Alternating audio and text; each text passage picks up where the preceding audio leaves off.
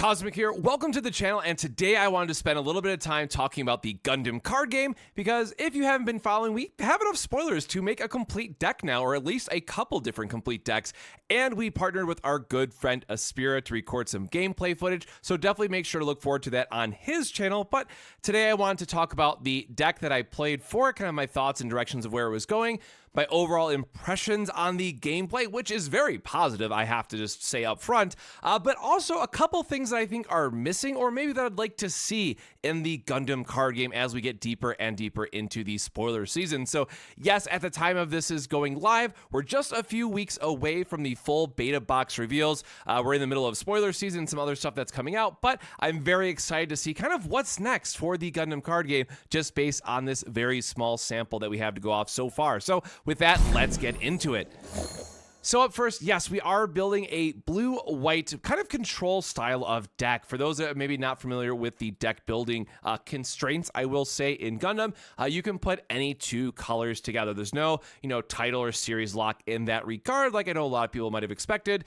It is just two colors, kind of like the Lorcana style, and many other games have done so in the past. But for those who are maybe newer to the channel, I am traditionally either a combo or control style of player. So when I saw things like L-Strike Gundam that gives us just insane tempo potential and is also a blocker, I was all in on blue-white. And then also having things like Amuro Ray, which allows us to tap things down. So probably the biggest thing that I think a lot of people are going to look at this card and just say, why would I ever want to play this, is Gundam Aerial. Now, this, of course, is one of my favorite series, just because, well, one, it's more recent, the animation was gorgeous, but it's a series that my partner was actually able to get into and watch because it wasn't as much as like IBO, right, in terms of or Iron-Blooded Orphans, for those that don't know.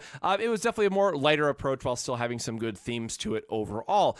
So I've been a really big fan of this, and also in Battle Spirits in Japan, I really like what the Gundam Aerial deck does, and surprise, it has a similar theme here as well. So Gundam Aerial is a card, as well as Michaelis, that says, hey, we want command cards in our trash. So how are we getting there, right? All of this really gets kind of held together by overflowing affection. It is a draw two and discard one, which again, a lot of these pieces might not seem like they're adding up to much, but over the course of the game, and once you start to see how all of this kind of comes together, it turns online for a very powerful deck. And then also Michaelis just being a 4/4 body when you have 4 command cards in the trash, at least for the game that we played, having that stat line was very, very important. So going into this, I wanted to play a card that I could play to the board for cheap, which is Aerial, because you're able to play it just for one if you meet the criteria. That still allows me to play things like a Show of Resolve to draw extra cards, because in this style of game, you are going to be going through your hand quite quickly. And for the aggro decks, it is going to be, I'm emptying my hand, as early as possible, playing out the pilots, maybe getting some token stuff, and that's it. Where the control decks, or what this style deck really wants to be, it's not uncommon to have 5, 6, 7, or 8 cards in your hand, depending on the sequencing of what you hit. And you'll also notice that we have a lot of burst triggers, because we just always want to be able to find our pilots, which are a key part of kind of putting this all together. And of course, I do have to give a shout out to Eggman of Eggman Events for the deck builder and for all these images that we are using in today's video. So if you want to just get a print and play ready deck for Gundam, and maybe you want to try out the game yourself, definitely make sure to check out his website and deck builder, because it does have a very easy tool where you build the deck, you export it into a PDF ready file, print it, cut it up, and proxy it, and you are good to go. So it's a very easy and seamless process. Some of the other MVPs I do want to give a shout out for this deck in terms of where I think a lot of this will line up is Gun Cannon. Just having that early when paired, getting to have the repair as well to heal itself up, control the board, and just get extra value that way is just incredibly, incredibly strong. And then also something to consider is knowing when to link so you can get the pseudo haste effect, which just means they can attack right away, versus Kira's attack. The pilot effect is just absurdly strong in the current card pool that we have, especially when you're combining this thing with cards that can either repair, or maybe you're using the base that can also repair your units. It provides a very real threat that your opponent just has to force multiple cards to kill your unit, or you're just going to be able to take over control of the game and slowly build up incremental advantage that allows you to swing out, in one turn and kind of close out the game. Now, overall, I will say it's kind of still trying to find the right ratios and command cards to pilot spaces and all that good stuff. So definitely take this with a grain of salt. But that does kind of lead us into the next part I want to cover, was just the overall kind of deck theme, right? So as I was building this and as you're putting together more of a control style of deck, you are going to be on the lower end of how many units that you are putting into the deck. So with that regard, definitely feel like 24 or maybe like 23 is really the minimum that we want to go. There were a couple turns where I wish I had other options, at least for the units that we have so far. And again, if we do see other ways to either get tokens or get additional value outside of the just on-play units, which I'm sure we'll see and I'll talk about here in a little bit. But for right now, definitely want to have your early game, and I think Gun Cannon is definitely one of the MVPs that we have so far, especially when you can pilot it up.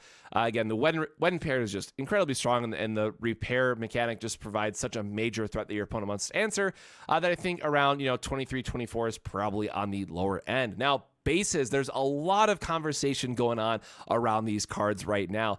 And yes, it's great when you play them from burst. It is something that is, it just adds a fun element to the game in terms of like when these can be deployed. But at the same time, it does require that you take a shield to play them. But also, it's not something that you just want to play, perhaps base after base. And while it does have 5 health, which can be nice, very quickly as the game progresses, they just can kill your base in one hit. That makes it feel pretty bad to just play this, especially if it takes up the majority of your turn. Now, Archangel is really cheap to play at just the cost of 1, which does allow you to play out some of your other command cards quite nicely, but it is still something that you have to progress your board and kind of respond with your opponent's aggression and how they're kind of approaching the game, because if you get too far behind in too many turns of just not playing units, you're just going to lose flat out. And then the last one, which really gets interesting, is kind of command and pilot. So in the deck that I was playing, just because they're my favorite and I thought they were the best abilities we had for this style of deck, for pilots, it gets a little bit interesting. So I would say somewhere around 12 is a good number. But then for commands, you notice that we were also running 12 of those. So there are other cards that also count as commands and pilot cards, in this case with Troa Barton. So this is where the numbers can get a little bit interesting, and also where I'm really excited to see where this goes. Definitely as someone who comes from a long line of Magic or just other card games where modal effects are kind of really important, this is something that I gravitate towards immediately, and I really want to see kind of how much they lean into this. I think Troa Barton's effect can be very, very strong. Of course, getting the pilot, we're going to be having heavy arms as well, which was getting spoiled, which also has breach when paired. But the idea that you can just give something breach 3 on the turn that you need it to can also be really important. Now, there is a big difference between breach 3 and breach 5, since it does seem like a lot of the bases right now will just be 5 health for the ones that we want to be playing. So we'll have to see if this really kind of cuts it or not, versus if there's another Troa Barton that just has a burst effect, well, then we're just going to play that anyways, right? So if these command cards don't have a meta relevant main effect, then you're just better off playing the pilot, who has the burst effect, meaning that you're more likely going to see it when you need it. So this is definitely an interesting one to see where those ratios kind of balance out, but ultimately, 20-ish is kind of where we would end up in a 50-card deck when you're thinking about the 2 parts combined. But again, this is definitely something I want to see a bit more of, and kind of how it evolves in the game, kind of with full set 1 spoilers. Now, kind of getting into the things that I want to see more of, or something that I thought was definitely a bit lacking. And again, full disclaimer, we are early on in spoiler season. The full beta boxes aren't even revealed yet. Those will be, again, in just a few weeks. So, might be doing another either unboxing or recap or what have you, kind of what's in them, talk about the, the beta season environment or meta that we're going to have to play with for quite a while.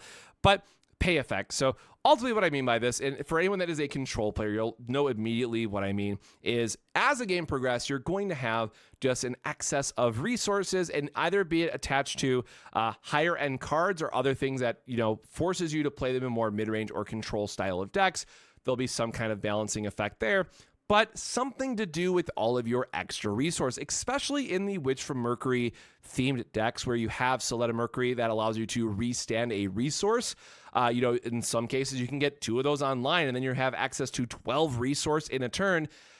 You kind of just sit there like, yeah, I guess I'm just playing all these bodies to the board that I've drawn into because why not, right? So a good example that we have so far is the Archangel, which I really do love this card, and you'll notice it's not something that I played in my first list because either I misread white base or I thought it did something different. But this card is way better, like night and day difference. I really wish I would have played this card for our gameplay video. But Archangel does have the pay to choose 1 friendly unit with the blocker, set it to active. It can't attack during this turn. This is so great for, shocker, all the seed cards that have blocker on them. We have Strike Gundam and Ale Gundam as well. To give us the blocker and allows us to be aggressive, but in a control style of deck, it then allows us to, chip away at a shield while still maintaining our blockers for the next turn, which is extremely important. And then just some other examples that I've been bringing up because, again, a lot of this game does feel like Shadowverse Evolve or one other game that I'm going to talk about in a future section here that I would like to see more of these similarities kind of come across, in this case with Arthurian Light, that has the 3 different effects, right? So pay 1, rest it, pay 2, rest it, pay 3, rest it, just to talk about the styling on the card here. And even something like a constant pay and draw effect can be really strong in a more control style of deck because, again, this is something that you have to, take a turn off to play. Then on the next turn, if you do it like on turn 2 to turn 3, you're sacrificing 2 turns to draw an extra card, right? That by itself is probably going to put you behind in a lot of situations if you're playing against a more aggressive or even mid-range style of deck. But in controlled mirrors, a card like this that just has, hey, draw an extra card when you need it, can be really, really impactful. So I do hope we see more of these kind of pay on card effects just to use our resources a little bit better in the mid to late game. And then other than that is just kind of more of these like supporter or ally or, tap to do effects sort of things. And we kind of do see some of this theming already with the Gundam during your turn, all your units get +1 AP. Something else that plays well with what's on board. At least at the spoilers right now, a lot of it is just here's a body, here's an effect sort of thing, which is admittedly what a lot of the game does need to be. But then in this case, just using Mundo's Vanguard as an option. In this case, it's putting counters on it, but generally just a card that wants to rest itself, because again, in this game, you can tack into rested units. We've seen this in Lorcana as well, but these are cards that provide a buff to either another unit, to your whole board, right? And it's just something that it forces your opponent to kind of focus on first before they kind of answer the rest of your board. Ward is like a weird example also that kind of fits here from Shadowverse Evolve, just because it forces them to attack that first, but we have blocker, so it's not exactly a 1-to-1, but hopefully that at least makes kind of enough sense of other things I'm looking forward to. And again, it could be something that's like rest a unit and give or rest this unit and upgrade your base or something, right? Where your base gets +2 attack. Something like that then forces them to take out that unit before they can just freely attack into your base in that regard, right? Kind of like a unit is stationed at that base and protecting it. And it's like and this is completely just throwing numbers out there, right? It's a 1/4 by itself, but it gives your base +2 attack, whatever it might be, right? Something that just allows you to kind of change the flow of battle and where your opponent's efforts kind of might be focused. So some type of supporter cards, I'd imagine that we're going to see this, if not set 1, most likely set 2. Obviously, we already have the Gundam, which is kind of leaning in that direction, which is why I think some of this is going to happen. But we do have to wait and see for a couple more spoilers. And then the last one is a counter zone. And God, I do miss Dragoborn. For all 5 of us that know what this game is, or was, I should say, this one is definitely something that, especially if you played Battle Spirits, it's going to feel a lot similar to that. But it is effectively a trap card, or I guess is another way to say it. But it is something that you would put in front of your base, face down. It's not a shield. It's not a base. It's just a on-attack trigger that happens. And in this case, we have Hidden Arts, which allows you to restand your field, draw a card. Obviously, this would need to be powered down a little bit, but it would be another way if it said like untap, or I forget what the proper wording now is in this game, recover one of your units, draw a card, right? So it's Archangel, but you're using a card to cycle instead, where Archangel replaces itself by giving you a shield right away, right? So this is something that you would be able to, your opponent would try to attack your shields. This would activate, you restand your blocker, and then suddenly you have another block that maybe your opponent wasn't expecting, right? Just something that would add another layer of complexity to the game, or interesting decision points. And Dragoborn had a lot of wonderful ambush cards. They were called ambush, as the kind of the key word here down at the end, or ambush effect, I should say.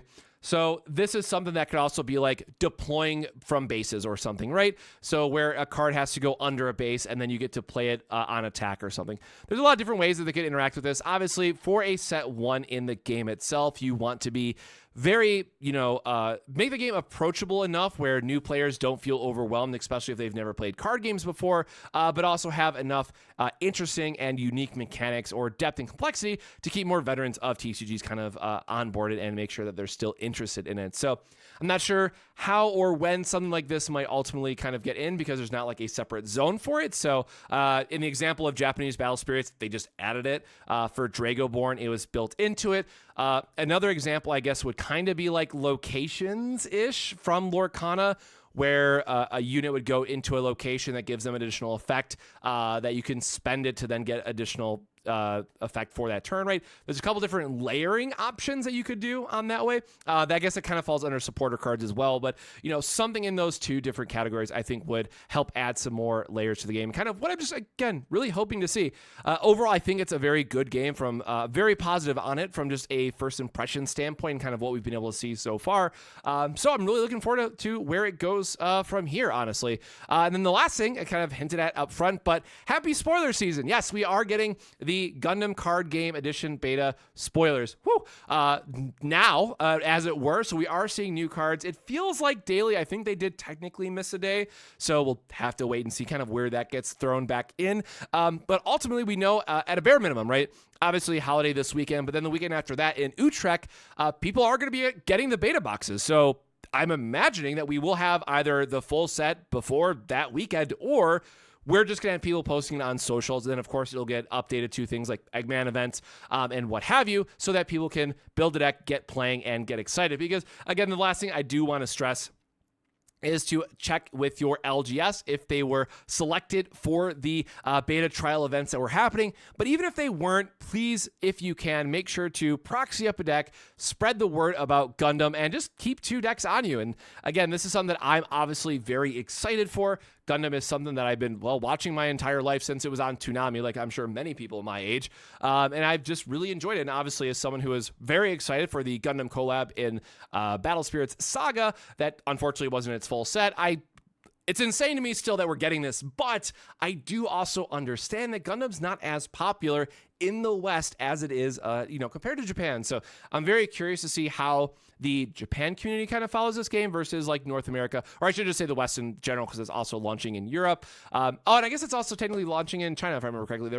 I think Chinese language was also confirmed. But anyways, again, that's kind of all we want to talk about in today's video. Went a little bit longer than what I wanted, but again, lots to talk about. And honestly, just really excited to kind of dig into this a little bit deeper. Now that we have enough cards to make playable decks, it really does feel like, okay, I can now print out something and feel like I'm getting the Gundam experience or Gundam card game experience without like really sacrificing something because, we don't have X, Y, or Z yet. I think there's enough spoilers there, especially for, I guess only for green, white, and blue. We'll have to see where red ends up. I'm guessing we're just gonna have to wait until set 1 for that, but still enough to kind of sink your teeth into. Build probably 3 or 4, you'd have 3 probably, decent decks right now that at least, again, can go through the gameplay cycle. And obviously, as we get more spoilers, even more to kind of talk about and refine going forward. So definitely let me know your thoughts below. Are you excited for the Gundam card game? Is there a certain color that sticks out so far? Or are you someone that is just going to be playing, G Gundam if it comes out and you don't care what color it is, you just are really, really excited for G Gundam?